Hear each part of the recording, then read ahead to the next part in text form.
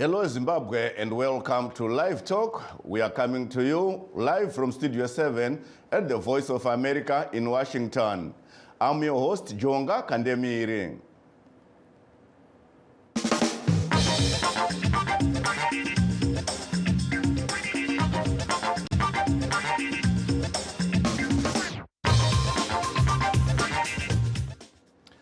Today on Livetalk Diaspora Forum, we are talking about the South African government's white paper on citizenship, immigration and refugee protection, which is meant to overhaul the country's migration system for foreign nationals wishing to obtain residence and citizenship in that country. But first, a look at what is happening elsewhere. The United Nations is worried by the spreading of the cholera outbreak in Africa, which has now affected 10 countries, with the situation in Zambia and Zimbabwe caught very serious, according to the World Body. Columbus Mavunga reports from Harare, where some independent health experts are urging the government to declare the waterborne disease a national disaster so that international aid agencies like WHO, UNICEF, and USAID can chip in. The regional health advisor for UNICEF in Eastern and Southern Africa says 10 countries on the continent have active cholera outbreaks with about 200,000 reported cases and more than 3,000 lives taken by the waterborne disease. Of the 10 countries, Ethiopia, Mozambique, Tanzania, Somalia, Zambia, and Zimbabwe are in acute cholera crisis. Dr. Paul Ngwakum says Zambia and Zimbabwe are experiencing an exponential rise in the number of cases since the festive season. The key drivers are long-term poor water, sanitation, and hygiene conditions, exacerbated by changing weather patterns, climate change leading to floods and droughts, end-of-year festivities, inadequate community sensitization, late care-seeking behavior for those that are affected. Children unfortunately carry the lion's share of the affected cases. For example, over 52% of the cases in Zambia are children less than 15 years old. Ngwakum says Zambia and Zimbabwe are experiencing an exponential rise in the number of cases since the Christmas and New Year holidays, with 1,000 cholera cases reported a week in each of the neighboring countries. The situation in Zambia and Zimbabwe is very serious. These two countries are the most affected in the region. In Zambia, 9 out of the 10 provinces are reporting cases. Another challenge is the high case fatality rate. 4% of the over 9,000 cases have died. This is extremely high because the acceptable threshold is below 1%. Since the beginning of 2024 alone, Zimbabwe has recorded over 17,000 cases, with about 384 deaths. Case fatality rate also above 2%. And this continues to spread geographically. In Zimbabwe, shortages of purified water are forcing residents to depend on open sources. That, along with uncollected refuse and running sewage, are being blamed for the waterborne disease. Douglas Mombeshora, Zimbabwe's health minister, says the central government is doing all it can to contain the outbreak. He says they are starting in the country's capital, Harare. It is duty of government to intervene wherever they see things are not moving properly. If you move around the city of Harare, people are just dumping garbage in undesignated areas, and this has not been collected. So government has mobilized resources so that we clean up Harare. And government is moving in to mobilize resources to procure water treatment chemicals. Supply of potable water has dropped from 350 megaliters to 200 megaliters per day. Itairu Sike, Executive Director of the Community Working Group on Health in Zimbabwe, has on social media called on the government to declare a national disaster so that international aid agencies like WHO, UNICEF, and USAID can swiftly help to contain the cholera outbreak.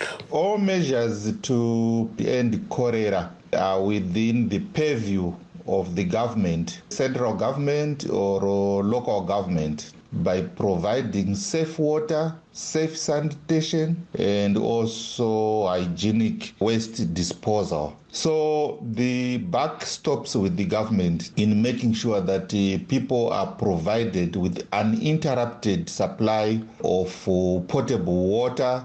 Refuse is collected on time. Best sewer pipes are also fixed timeously, and the general public are given information about cholera guidelines and protocols. UNICEF fears that if the outbreaks are not brought under control, it will mean schools closing, as in the case in Zambia, and children losing out on learning. Columbus Mafunga, VOA News, Harare.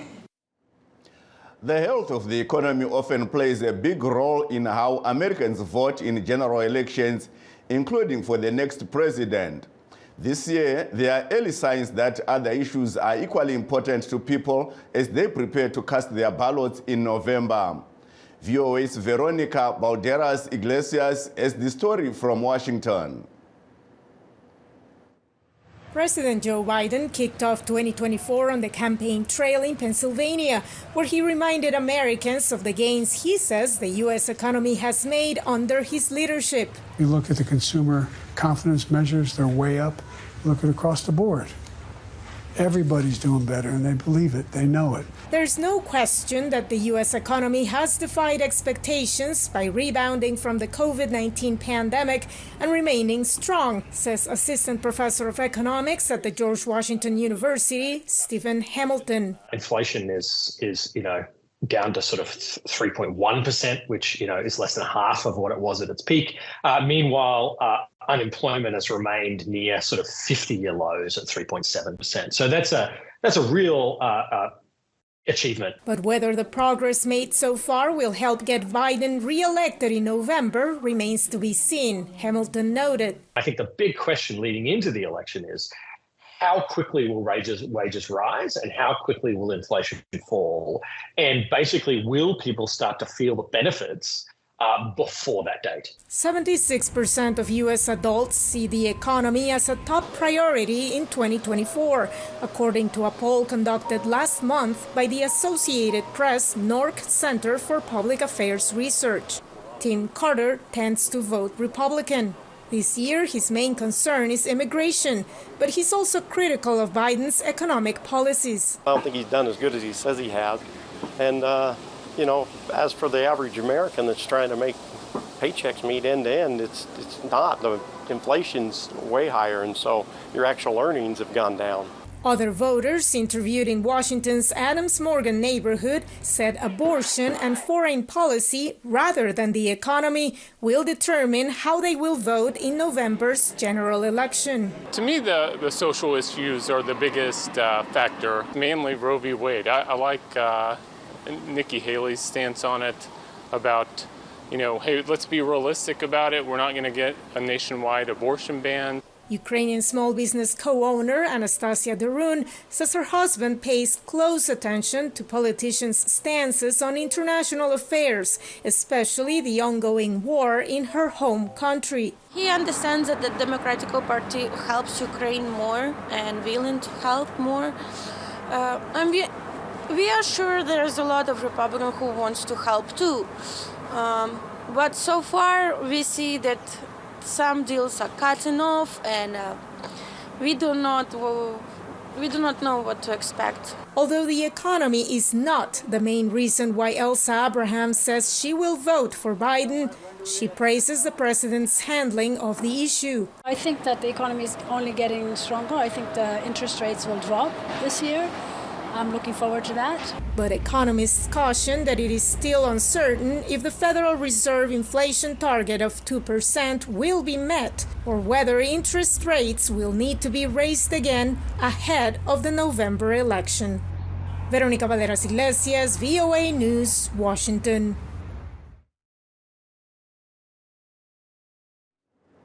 Back to our main topic. The South African government is in the process of overhauling its immigration or its migration system for foreign nationals to obtain residence and citizenship in that country. Through the Department of Home Affairs, the government published a white paper on citizenship, immigration and refugee protection that it says seeks to safeguard refugees and asylum seekers and ensures adherence to international migration agreements and protocols to which South Africa is a signatory. The department in November last year invited public comments with some organizations representing Zimbabweans in that country submitting their input to the white paper. The process was supposed to close on January 19, 2024, but has been extended to end of this month. Please stay tuned as we take a brief break.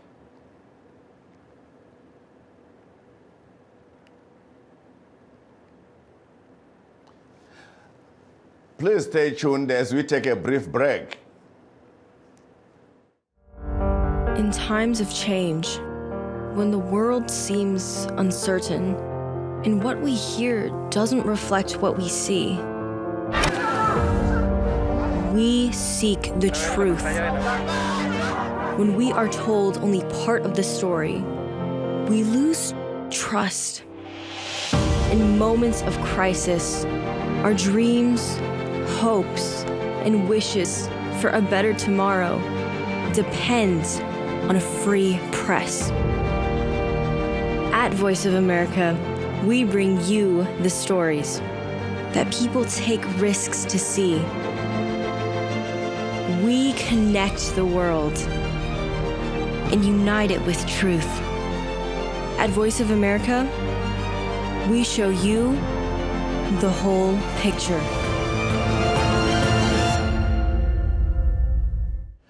For those that have just joined us, please note that we are streaming live on our Facebook pages, VOA Shona, VOA Studio 7, and VOA Ndebele.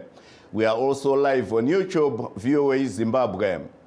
Today we are discussing the South African government's white paper on citizenship, immigration and refugee protection, which is meant to overhaul that country's migration system for foreign nationals wishing to obtain residence and citizenship in that country. To discuss this issue, we are joined by Mr. Ngabuto Mabena, who is the chairperson of the Zimbabwean community in South Africa, and Dr. Vusumuzi Suwanda, who is the chairperson of the African Diaspora Global Network. Welcome to our show, gentlemen. Thank you so much, and greetings to the listeners. Thank you so much. Let me start with you, Mr. Mabena. We understand your organization has already made submissions to the white paper. May you tell us more about this white paper, what it seeks to achieve from your understanding of it, and if you think it will help Zimbabweans in South Africa? Well, we think that the white paper is presented by the Minister of Home Affairs. It does not really address the challenges that migrants face in South Africa. In fact, it is a departure from what we viewed as a progressive white paper on international migration, which was gazetted in 2017, because the one that was gazetted in 2017 realized or understood the reality that you have migrants, mainly from the SADC region, who come for the purposes of working, and these are people of low skill. So the white paper in 2017, then it began to advocate for the management of migration itself and recognizing the people of low skill, accommodate them in the South African economy.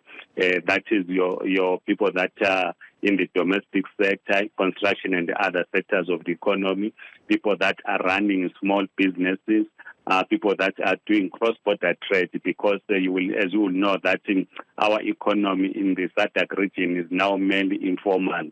Now, the white paper as presented by Minister Mtswaledi last year, it is a departure from that pan-Africanist approach that was taken in 2017 to recognize that South Africa is an African country that is in Africa. It has to give solidarity mainly to its neighbors who are going through economic challenges, because you do not have to blame the victims, but you need to begin to say, how do you give solidarity to the victims of economies that have collapsed? So if this white paper is going to be adopted as we think it is going to become law, it is going to make it difficult for migrants, mainly in the low-skilled other professionals, to work in South Africa. So you are going to have many people working undocumented, because it will be difficult for people to obtain legal documents to work in South Africa. Thank you, Mr. Mabena. Dr. Swanda, have you studied the white paper? If yes, what's your position as an organization? Yes, thank you very much. We have looked into, gone thoroughly, through the white paper.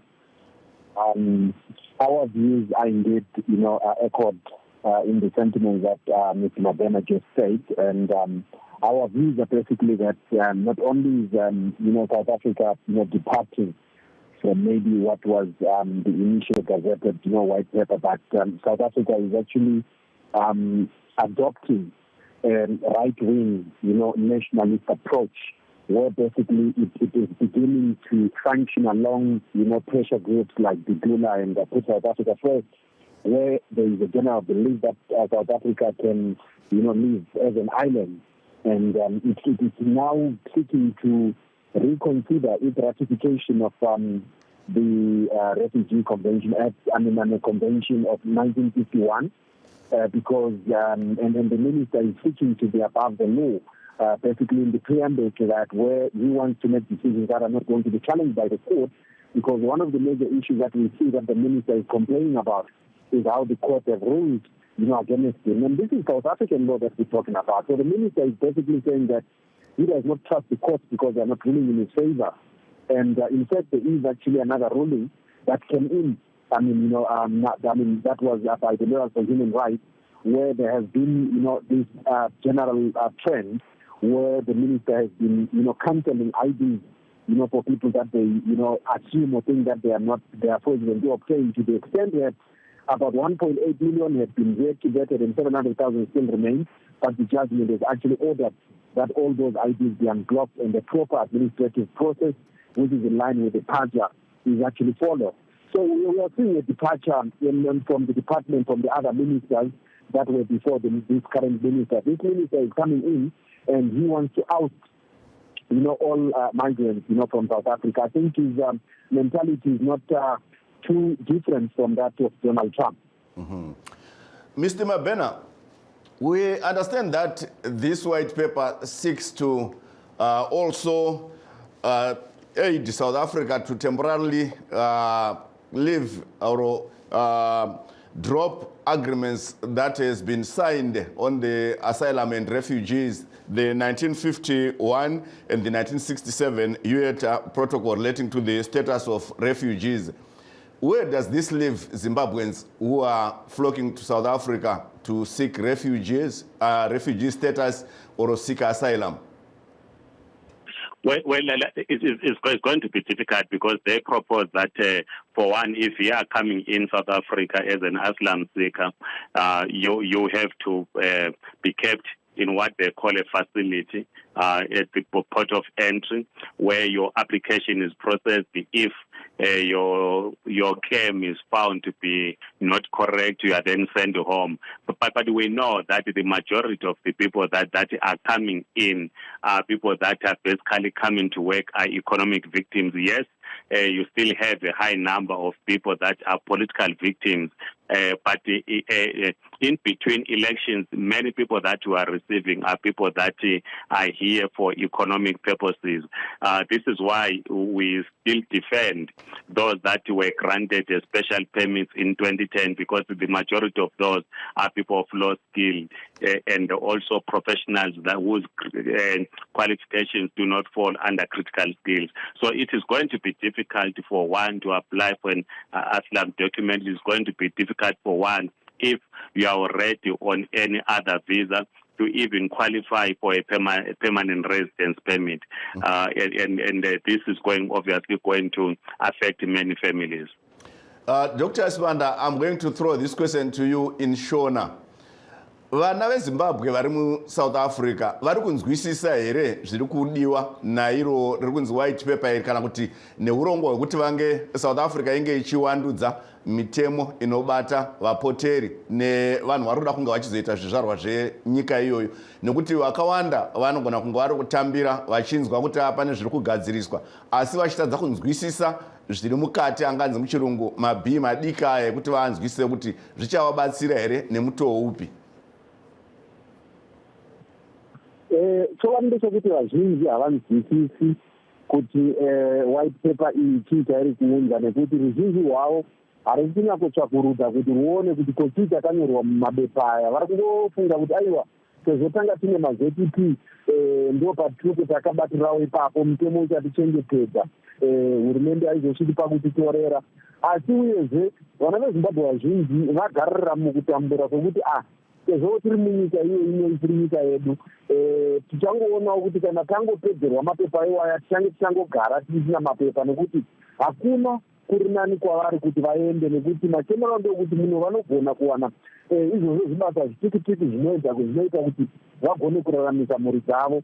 Saka kana tichitaura nyaya yemaWhite paper vazhinji vacho kuti vagone, because kuti uri wane ndezvekuti unge wagonawo kuti ite sei uindewo kuintaneti kwacho, kana kuti vari wanawo online parinodownloadwa. Asi vazhinji vacho kuti vasvikirirewo ipapo uye vazoenda kuverenga mapeji acho anosvika 170 kuti vanzwise kuti chiri kutaurwa apa, uye nemanyorwa akaitwa chero white paper racho sezvo tichitaura iko zvino tinoona kuti mongo chaiwo watingati white paper zvarinoda kutaura ndezvipi, because harina kunyatsotaura chaizvo zvarinoda, asi kuti toda kuti tichiona kuti maybe tingabuda zvakare matakapinda, uye tinoona kuti Immigration Act, Refugees Act neCitizenship Act neBorder Management Act dzinenge dziri kufambisana mushe, saka toda kuchinja ipapo hapana chokwadi. Saka vanhu vazhinji havasi kunyatsonzwisisa kuti chaizvo white paper iyi zvairoda kutaura ndezvipi, nekuti hapana zvayakataura. Pane zvizhinji zvakataurwa zvinoda kuchinjwa pakufambidzana kwekuwanana kwevanhu uye kuti vawane ugare hwemuno munyika ino kana kuti vave vana vepano, asi hazvina kutaurwa mumapepa imomo. Saka havana kunyatsotaura chaicho chavari kuda kuita, asi kuti vangoti vari kuda kubatanidza maACT aya amanai.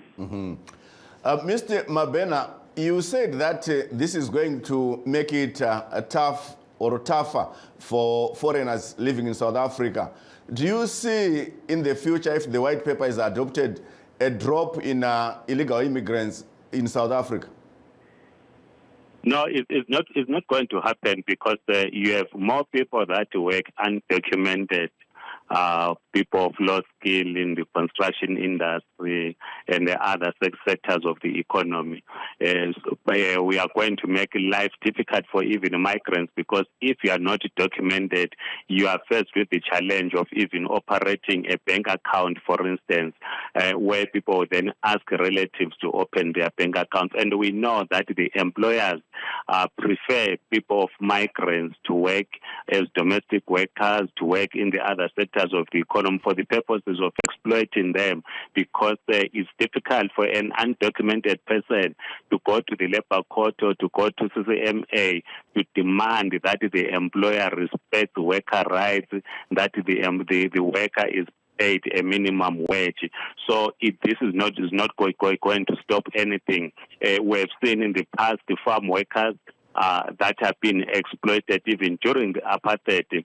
Farm workers were being arrested on the day they were supposed to receive their salary. So you're going to see a lot of exploitation of workers, because they do not have, in their eyes, a legal right to confront the employer, because they will simply be told that the police van is going to be called, or immigration officials are going to be called in.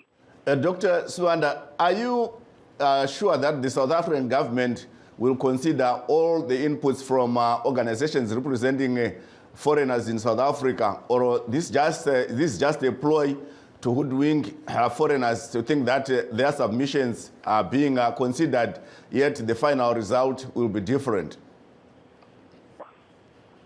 Well, look, if history is anything to go by, we know that during the ZTP, when there was a need to consult widely, the foreigners that used the exemption permit, the government of South Africa did not really consider anything at all. that was contributed by the migrant community. Now, in this particular instance, the government has actually made a disclaimer already to say, we know there are many organizations that purport to represent people, yet they do not represent people. So we want, to make sure that only those that represent people are going to be, or the organizations that are fighting government. So already, that tells us what is going to happen. That a lot of the input that is going to come, and some of those were actually targeting big organizations. Thank you, Dr. Swanda. Democracy and constitutional. Sorry for cutting you short. Just please do stay on the line. Let's take our first caller, then I'll come back to you, Dr. Swanda. Sorry for that. Hello? I think we've lost our first caller. Hello? Yes, we dropped, the first caller dropped. Continue, Dr. Swanda. Yeah, so I was saying, in that regard, we can see that the whole idea was basically to attack organizations like, the Helen Suzman Foundation, which organization, basically were, trying to consider, the plight of migrants in the ZTP, furore or legal battle. So we are very sure and convinced that a lot of the input that is going to come from migrant organizations is not going to be considered because they are not considered to be South African. And this is the attitude that we have seen, from the Minister of Home Affairs, that, migrants are not seen to be allowed to have any voice, in the country. So it is just practical that those, inputs should be put in, but they will not be considered. That is our genuine, view of this whole process. Thank you so much. Do stay on the line, Dr. Swanda. Mr. Mabena, elections are around the corner in South Africa, and the issue of illegal immigrants flocking into South Africa is a topical issue, with most of the political parties expected to contest in the elections, taking a part or playing a part in the process of getting rid or ridding South Africa of illegal immigrants. Do you see this white paper issue being part of the election campaigning by the government or electioneering? It is indeed in response to the loss of the ANC losing key metros in 2021 local government elections, because if you go through this white paper, you are basically reading a paper that was presented at the ANC conference by a commission that deals with the issues of migration. So there is nothing much that is different from what was presented by the ANC. So the ANC believes that the reason why it lost key metros is because it is perceived by some organizations that it is lenient when it comes to the question of migration. So it then tries to adopt some what might be seen as a radical position, and this white paper is the answer to this. But of course, the election is not going to be really based on the question of migration. You have much important issues like load shedding, which is affecting the South African economy. People are losing jobs. So we do not think. Thank you. Let's hear from Dr. Swanda. What's your take on the elections that are coming? Our time is running out. Dr. Swanda. Yes, what was that question again? I was asking your take on the issue of elections that are coming. If you look at the white paper, what do you think about that? Well, look, starting from 2015, organizations that appeared, and in 2015, the Democratic Alliance was one of those organizations. Our time is up. Sorry, Dr. Swanda, our time is up. That brings us to the end of our show. Thank you to Dr. Vusumuzi Swanda and Mr. Ngabuto Mabena, who are both based in South Africa. Signing off in Washington, this is Jonga Kandemiri.